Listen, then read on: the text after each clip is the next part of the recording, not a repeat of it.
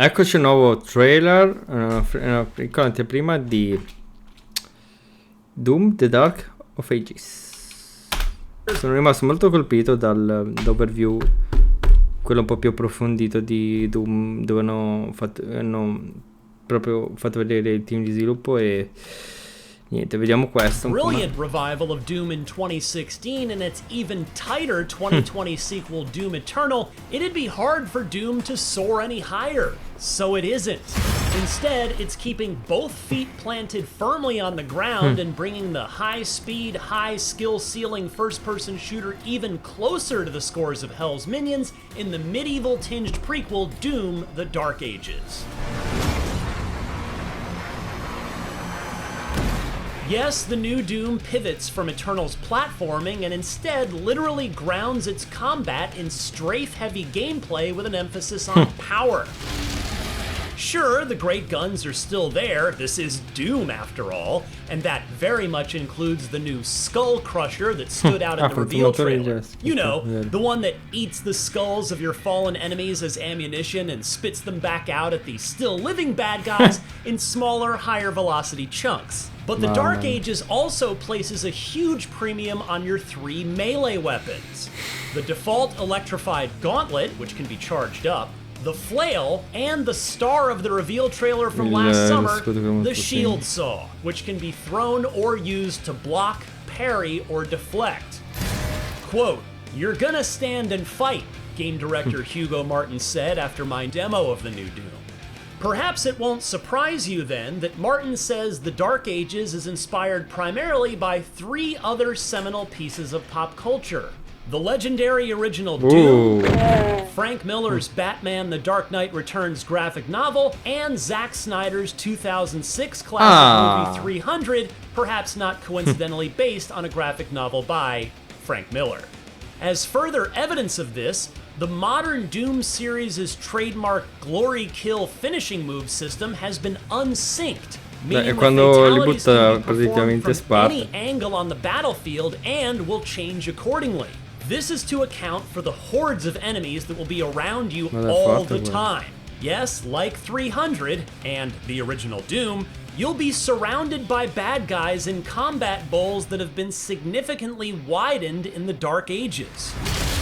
You can accomplish objectives in any order you want and wander anywhere you feel like in the levels, which, by the way, Martin says have been shortened a bit where needed to stick closer to his sweet spot of each being about an hour long. Even better, addressing a criticism I cited in my review of Doom Eternal, The Dark Ages will no longer force you to read its story in the codex. Instead, the story will play out in cutscenes. And the story will, quote, "take you to the far reaches of the Doom universe," it says, with a big story described as, quote, "a summer blockbuster event with everything on the line, as your power as the Slayer is coveted by your enemies." Martin also made a point to emphasize that the development team is focusing on simplifying the control scheme, believing that in hindsight, Doom Eternal made the controls too complex. Martin said the team wanted something that felt intuitive so that when they pressure the player, they're not reaching for buttons they're not familiar with. The aforementioned melee options, for example, will be equipped like equipment, meaning one at a time. Meanwhile, not only will there be more secrets and treasures hidden around, but the economy has been simplified to one currency, gold, and those secrets will focus on furthering your skill progression, meaning tangible, gameplay-altering rewards rather than lore deep dives. One thing you definitely can deep dive into, though, is the difficulty. Custom sliders now let you tweak the challenge however you see fit, with adjustments for things like game speed and enemy aggression and a whole lot Quanto more vorrei un bel PvE online di right in the Doom, UI. con una sua I also learned a classe, bit i more about nemici 2 che sbucano. standout gameplay sequences from the reveal trailer. The giant 30-story demon mech called the Atlan, and the cybernetic dragonback riding. They won't be one-offs by the sound of it, but you can't just call in either one anytime you like.